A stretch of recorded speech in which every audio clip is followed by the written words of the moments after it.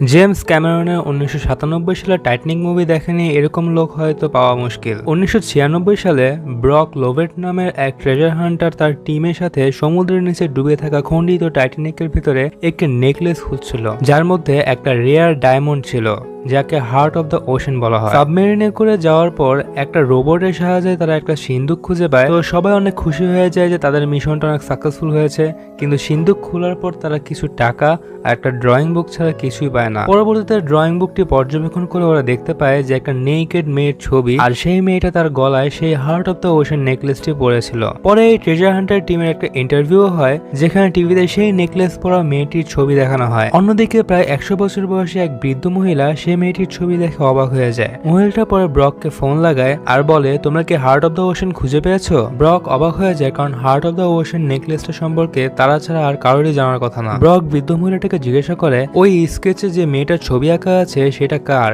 বলতে পারবেন? মহিলাটা বলে, ও ওই মেয়েটা আমি নিজেই। এরপর বৃদ্ধ মহিলা রোজকে ব্রকের টিম তাদের শিপে নিয়ে আসে। পরবর্তীতে রোজ তার পেইন্টিং এ দেখে এবং ব্রকের টিম টাইটানিক ডুবে যাওয়ার একটা অ্যানিমেশন দেখায়। এরপর রোজ নিজের গল্প বলা শুরু করে, আর আমরা 84 বছর আগের ফ্ল্যাশব্যাক দেখতে পাই। 17 বছর বয়সে অনেক সুন্দর মেয়ে রোজ তার হবু স্বামী ক্যাল এবং তার মায়ের সাথে সাউথম্পটন থেকে নিউ ইয়র্কে যাওয়ার উদ্দেশ্যে টাইটানিক জাহাজে যাত্রা শুরু করে। রোজ তার হবু স্বামী ক্যালের সাথে জাহাজটিকে নিয়ে কথা বললে ক্যাল বলে যে এটা পৃথিবীর সবচেয়ে বড় শিপ, খোদা নিজেও এটা কখনো ডুবাতে পারবে না। অন্যদিকে এই গল্পের মুখ্য অভিনেতা জ্যাক টাইটানিকের জাহাজের পাশে একটা বারে জুয়া খেলতে থাকে। জ্যাক অনেক গরিব ছিল, আর বারের জুয়া খেলায় টাইটানিকের 3rd ক্লাস প্যাসেঞ্জারের সিটের টিকিট বাজেছিল। লাস্ট মোমেন্টে জ্যাক জুয়াতে টাইটানিকের টিকিটগুলো জিতে নিয়ে টাইটানিকে উঠে পড়ে। টাইটানিক তার যাত্রায় রওনা হয়, আর হাজারো যাত্রী তাদের আপনজনকে টাইটানিক থেকে বিদায় জানাতে থাকে। জ্যাক 3rd ক্লাসের ডেকে নিজের রুমকে খুঁজে বের করে, আর রোজ 1st ক্লাসের ডেকে নিজের রুমে পেইন্টিং সাজাতে থাকে। টাইটানিকের যাত্রার প্রথম দিনে সন্ধ্যাবেলায় অন্য একটা জাহাজে করে মলি নামে মহিলা টাইটানিকে ওঠে। পরের দিনে টাইটানিক তার ফুল স্পিড 21 নটসে সমুদ্রের বুকে চলতে থাকে, আর জ্যাক জাহাজের সামনে ডলফিনসে সাঁতার দেখে আনন্দিত হতে থাকে। জ্যাককে দেখে মনে হয় যেন পুরো বিশ্বটাকে জয় করে ফেলেছে। পরে রোজ যখন ধনী লোকের সাথে লাঞ্চ করতে থাকে, তখন রোজকে দেখে অনেক অখুশি লাগে, যেন ও একদম বন্দী হয়ে আছে। ওর নিজের মনের ইচ্ছা মতো নিজে কিছুই করতে পারে না। ওর চারপাশের লোকেরা সবসময় নিজের টাকার বড়াই করতে থাকে, আর রোজের কাছে নিজের জীবনটা পুরোই নকল মনে হয়। তাই সেদিন রাত্রে পরে রোজ আর সহ্য করতে না পেরে আত্মহত্যা করতে যায়। জাহাজের পেছনে রেলিং টপকে মরার জন্য রোজ দাঁড়িয়ে যায়, আর এই ঘটনা জ্যাক দেখে ফেলে।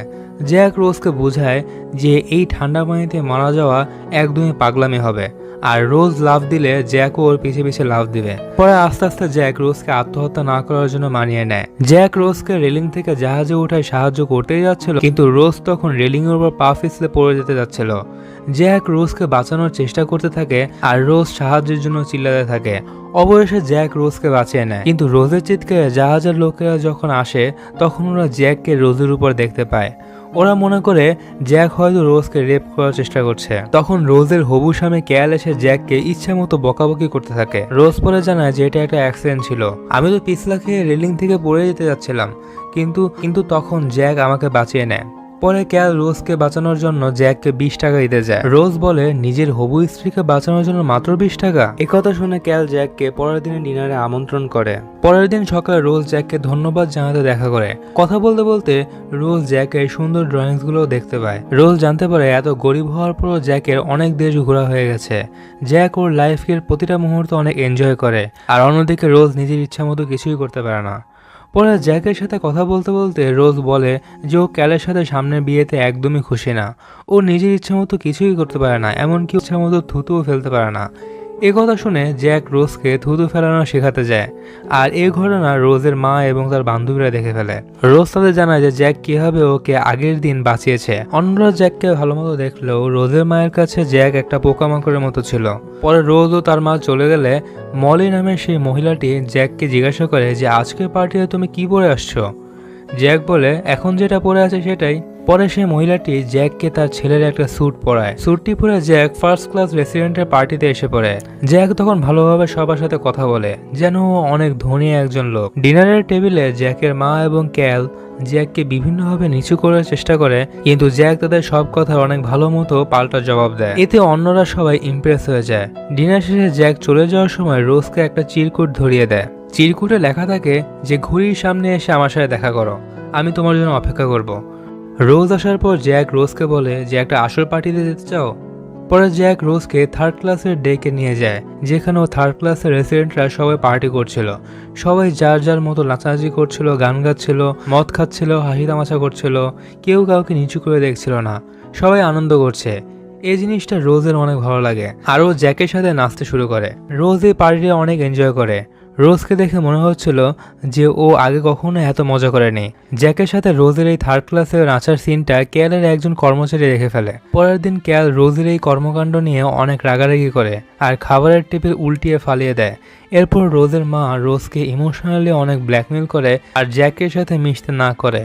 রোজের মা বলে যে ওদের অবস্থা তেমন ভালো না, ওরা ওদের সব সম্পদ হারাচ্ছে, ভালোভাবে জীবন কাটাতে হলে ক্যালকে রোজের সাথে বিয়ে করতেই হবে, কারণ ক্যালের অনেক টাকা আছে।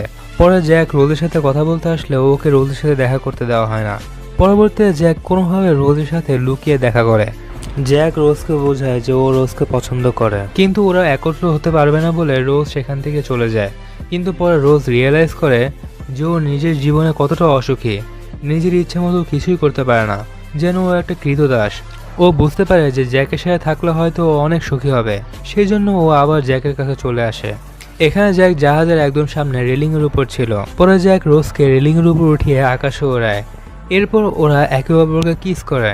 এরপর রোজ জ্যাককে নিজের কামরায় নিয়ে আসে। রোজ জ্যাককে হার্ট অফ দ্য ওশেন দেখায়, যা আগের রাত্রে ক্যাল রোজকে দিয়েছিল। সেখানে রোজ জ্যাককে বলে যে তুমি আমার ছবি এঁকে দাও, শুধু এই হাড় পড়া অবস্থায়, শুধু এই হাড় পড়া অবস্থায় আঁকবে, আর কিছুই না। এরপর রোজ শুধু সেই হাড়টা পরে সোফার উপর শুয়ে পড়ে আর জ্যাক ওর ছবি আঁকা শুরু করে। আর এই ছবিটি 84 বছর পর সেই ট্রেজার হান্টার দল সমুদ্রের নিচে টাইটানিককে খুঁজে পায়। ছবি আঁকার পর রোজ তার হবু স্বামী ক্যালের জন্য একটা চিঠিও লিখে আর ছবির সাথে সেটা রেখে দেয়। আর রোজ জ্যাককে বলে যে তুমি এই হারটা লকারে রেখে দাও। জ্যাক ওই হীরাটা লকারের মধ্যে রেখে দেয় আর তখনই সেই কামরায় ক্যাল এবং তার কর্মচারী চলে আসে। আর সাথে সাথে জ্যাক আর রোজ সেই কামরা থেকে বের হয়ে পড়ে। ক্যাল রোজের সেই ছবিটা পায় এবং রোজের চিঠিতে লেখা থাকে, এখন তুমি চাইলে আমাকে লকারের মধ্যে বন্দি করে রাখতে পারো। পরে ক্যালের বলায় ওর কর্মচারী রোজ এবং জ্যাকের পিছু নেয়। ওরা দৌড়ে পালাতে থাকে। পালাতে পালাতে ওরা বয়লার রুমে চলে আসে। বয়লার রুম থেকে ওরা গোডাউনে চলে যায়। সেখানে ওরা একটা বিলাসবহুল গাড়িতে রোম্যান্স করে। ক্যালের অন্যান্য লোকরা ওকে খুঁজতে খুঁজতে সেই গোডাউনের রুমে চলে আসে, কিন্তু সেই দামি গাড়িটি খুললে ওরা কাউকেই খুঁজে পায় না। এতক্ষণে জ্যাক এবং রোজ জাহাজের ডেকে চলে আসে। রোজ জ্যাককে বলে যে জাহাজ নিউ ইয়র্কে পৌঁছালে রোজ জ্যাকের সাথে শিপ থেকে নেমে পড়বে। অন্যদিকে টাইটানিক তার সর্বোচ্চ গতিতে চলতে থাকে। জাহাজের পথ পর্যবেক্ষণকারীরা হঠাৎ দেখতে পারে যে সামনে অনেক বড় একটা বরফের পাহাড় রয়েছে। সাথে সাথে তার সাইরেন বাজিয়ে দেয় আর জাহাজের সবগুলো ইঞ্জিন সঙ্গে সঙ্গে রিভার্সে চালানো শুরু হয়। কিন্তু এতে তেমন কোনো একটা লাভ হয় না। তারা জাহাজের স্টিয়ারিং পুরোপুরি বাম দিকে ঘুরিয়ে দেয়, কিন্তু তাও কোনো লাভ হয় না। টাইটানিক এতই বড় একটা জাহাজ ছিল যার কারণে সেটাকে ঘোরানো, পেছনে নেওয়া বা থামানো এগুলো অনেক কঠিন ছিল। পরে জাহাজটা বরফের একদম কাছাকাছি এসে বাম পাশে ঘুরে, কিন্তু বরফের পাহাড়ের পানি নিচের অংশ আরো বড় থাকে, যার কারণে সে বরফ জাহাজের সাথে বাইরে লেগে চির দেখা যায় এবং এর ভেতর অনেক জোরে জোরে পানি আসতে থাকে। আর এই ঘটনা জ্যাক এবং রোজের সামনেই হয় আর বুঝতে পারে যে সামনে কি হবে। তাই ওরা রোজের মা এবং ক্যালকে সাবধান করতে যায়। ওরা যখন কামরার মধ্যে আসে তখন পুলিশকে দেখতে পায়। রুমে ঢোকার পর পুলিশ জ্যাকের তল্লাশি নেয়। এরপর জ্যাকের পকেটে সেই হার্ট অফ দ্য ওশেনের নেকলেসটা খুঁজে পাওয়া যায়। আসলে এখানে ক্যাল জ্যাককে ফাঁসানোর জন্য তার কর্মচারীকে দিয়ে নেকলেসটা জ্যাকের পকেটে ঢুকিয়ে দেয়। এরপর জ্যাককে এই ঘটনার জন্য অ্যারেস্ট করা হয়। অন্যদিকে জাহাজের ক্যাপ্টেন এবং অন্যান্য লোকরা আলোচনা করছিল যে কিভাবে টাইটানিককে আবার ঠিক করা যায়, আগের অবস্থায় ফিরিয়ে আনা যায়। তখন টাইটানিককে যে ডিজাইন করেছিল সে পুরো হিসাব নিকাশের সাথে জানায় যে আর 1 থেকে 2 ঘন্টার মধ্যে আনসিঙ্কেবল টাইটানিক ডুবে যাবে। এই জিনিসটা আসলে অনেক ব্যাড নিউজ ছিল। পরে ওরা জাহাজের প্যাসেঞ্জারদের লাইফ জ্যাকেট পরে জাহাজের ডেকের উপর চলে আসতে বলে। এখন টাইটানিকের সবকিছুই ঠিক ছিল, কিন্তু একটাই সমস্যা ছিল যে জাহাজটিতে পর্যাপ্ত পরিমাণে লাইফ বোট ছিল না। ওরা আনসিঙ্কেবল টাইটানিককে নিয়ে এতটাই কনফিডেন্ট ছিল যে ওরা মনে করতো যে এটা খোদা নিজেও ডুবাতে পারবে না। তাই লাইফ বোটসের কি দরকার? কিন্তু জাহাজের যে কয়টা লাইফ বোট ছিল তার চেয়ে যাত্রীর সংখ্যা আরো অনেক বেশি ছিল। অর্থাৎ স্বাভাবিকভাবে জাহাজের সবাই লাইফ বোটে উঠতে পারবে না।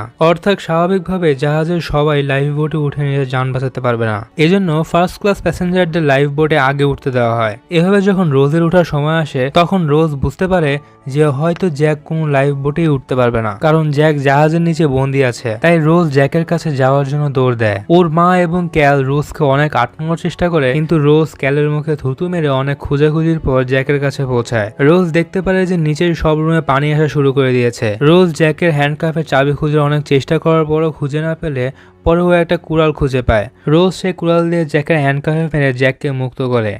পরে ওরা দুজন জাহাজের উপর চলে আসে। পরে ওরা দেখতে পায় যে জাহাজের প্রায় সব বোটেই ভর্তি হয়ে গেছে। পরে ওরা জানতে পারে যে জাহাজের অপর পাশে দুটো বোট খালি ছিল। পরে ওরা সেখানে যায়, কিন্তু সেখানে আসার পর জানতে পারে যে সেই বোটে শুধু মহিলা এবং বাচ্চাদের নেওয়া হচ্ছে। তখন ক্যাল চলে এসে জ্যাককে ধাক্কা দিয়ে সরিয়ে দেয়, আর ক্যাল রোজকে নিজের কোট পরিয়ে দেয়। আর এই কোটের মধ্যে ক্যালের সেই হার্ট অফ দ্য ওশেনের নেকলেস ছিল। কিন্তু ক্যালের ব্যাপারটা তখন মনে ছিল না। ক্যাল পরে রোজকে বলে যে তুমি এই বোটে উঠে পড়ো, আমি জ্যাককে নিয়ে পরের বোটে চলে আসবো। রোজ পরে সেই বোটে উঠে পড়ে।